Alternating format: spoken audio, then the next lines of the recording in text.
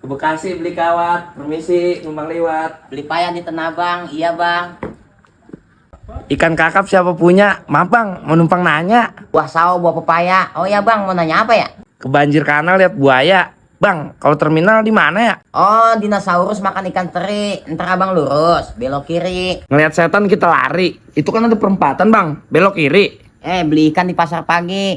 Bukan, ntar abang lurus lagi. Makan ketan rasa pepaya. Berarti habis perempatan kemana ya? Main ke hutan bawa makanan. Ntar kan ada perempatan. Nah, belok kanan. Habis mandi tengah hari-hari. Lah kata abang tadi belok kiri.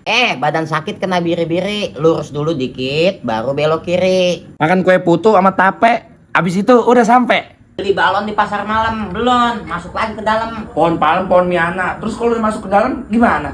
Malam-malam ngeliat kuntilanak. Kalau udah masuk ke dalam rasanya enak. Ambil gunting di dalam rumah. Lah bunting itu mah.